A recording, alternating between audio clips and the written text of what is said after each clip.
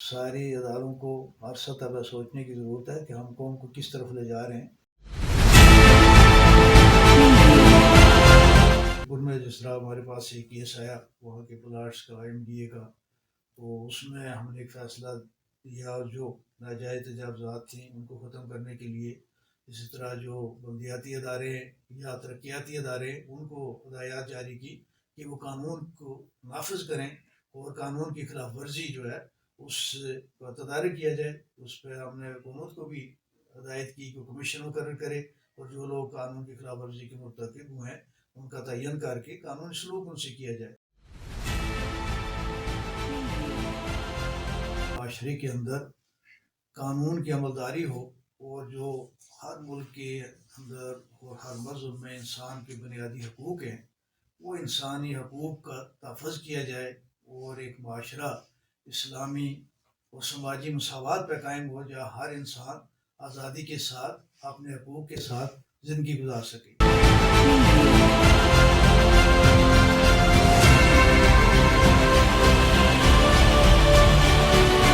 اللہ کی نصرت و تائید ہمیشہ رہی کہ اس چھوٹے سے مقام سے تو میں نے تقریباً 30 سال وکالت کی۔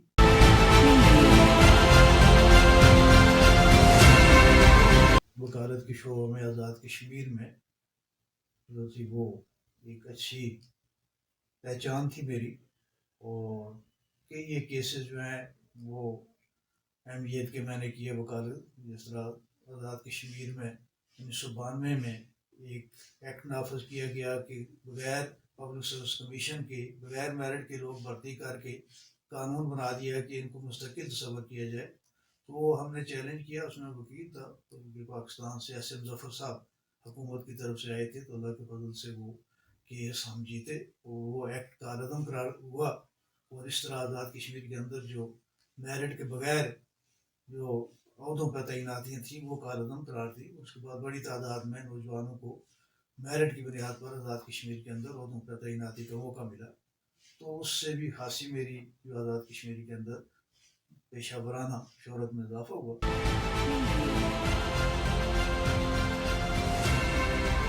سال 2000 میں جب پہلی دفعہ احتساب بیورو قائم ہوا تو اس وقت مجھے چیف پراسیکیوٹر احتساب بیورو تعینات کیا گیا۔ سال 2009 میں دسمبر میں مجھے آزاد کشمیر ایڈوکیٹ جنرل تعینات کیا گیا۔ 2010 سپریم کورٹ میں ایڈاک جج سپریم کورٹ کی تعیناتی ہوئی۔ پھر 2011 دسمبر میں اسی ایڈاک جج کی حیثیت کے بعد مجھے مستقل جج سپریم کورٹ تعینات ہوا میں، اور فروری 2017 میں چیف جسٹس صاحب نے سینیرٹی کی بنیاد پر بروقت جو ہے میری تعیناتی ہوئی۔ اور شاید آزاد کشمیر میں یہ چیف جسٹس سپریم کورٹ کی پہلی تعیناتی ہے جو اپنے بروقت تاریخ پہ، ورنہ اکثر یہ ہوتا ہے کہ جس طرح آج کل بیچ بحران چل رہا ہے کہ ایکٹنگ چیف جسٹس اکثر دراز کے بعد جا کے ان کو مستقل چیف جسٹس تعینات کی جاتا ہے، تو یہ مختصر سا سفر ہے۔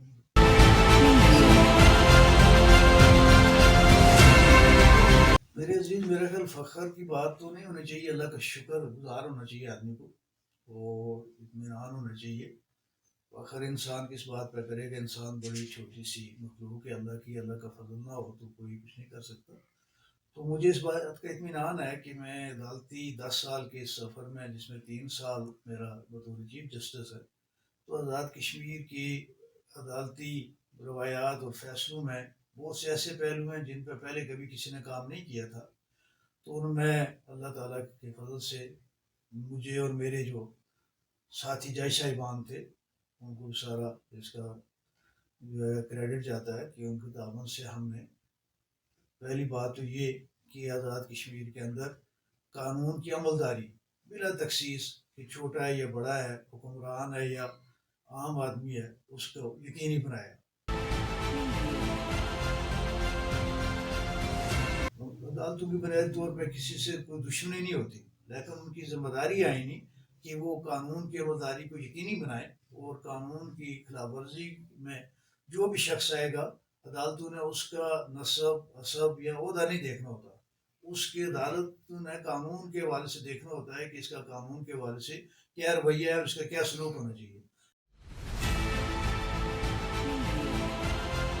ایک عرصہ دراز سے شریعت کورٹ اور ہائی کورٹ کے ججز کے اختیارات کا معاملہ تھا، لوگ جو ہے عام بیچارے وہ متاثر ہو رہے تھے، دیوگاہ ضمانت کے معاملات، تو وہ میری کوشش سے بطور چیف جسٹس 2017 میں شریعت اپیلیٹ بینچ ایکٹ ہوا، وہ سارے ہائی کورٹ ججز کو شریعت کورٹ کے اختیارات دیے گئے، جس سے لوگوں کو بڑی سہولت ہوئی۔ اس طرح تعلیمی پیکیج کا کیس تھا کہ جس میں عام غریب لوگوں کو دور دراز کچھ سکول قائم کیے گئے پہلی دور حکومت میں، اور اس دور حکومت میں اس کو ختم کیا گیا۔ تو وہ عدالت میں معاملہ آیا، تو بلکہ وزیر اعظم صاحب نے بھی مجھ سے ایک دو دفعہ اس بارے کہا، تو میں نے ان سے یہی کہا کہ آپ لیڈر ہیں، آپ قوم کے بچے آپ کے بچے ہیں، تو جہاں یہ سہولت ہونی چاہیے وہاں آپ دیں۔ جب وہ نہیں کر سکے تو پھر ہم نے ایک معیار مقرر کر کے فیصلہ کیا کہ دور دراز دیہاتی علاقوں میں جہاں بچوں کو تعلیم کی سہولت حکومت کی ذمہ داری ہے تاکہ وہ اس سے محروم نہ ہوں، کہ جو جتنے ادارے ہیں حکومت ہے ان سب کا جو بنیادی نقطہ نظر اور فوکس ہونا چاہیے وہ عام آدمی کی فلاح اور بہبود ہونا چاہیے۔ یہی وجہ ہے کہ ہمارا معاشرہ جو ہے وہ انحطاط کا شکار ہے، اور آزاد کشمیر میں پہلے بھی کئی دفعہ اس طرح کی ججز کی کمی کا شکار رہی، لیکن موجودہ تو میں سمجھتا ہوں کہ بدترین تاریخ کی اس وقت عدالتی بحران کا شکار ہے،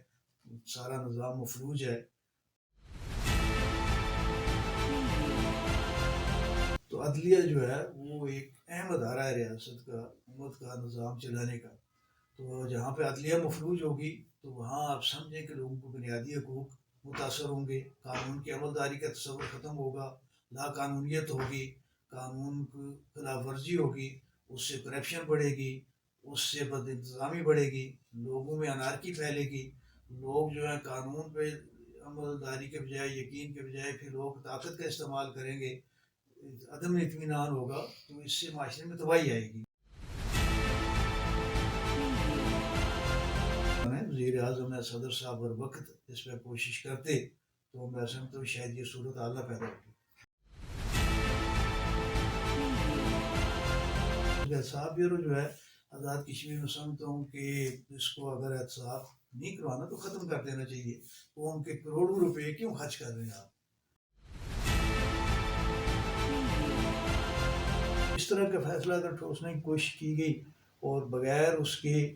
اثرات اور واقع اور نتائج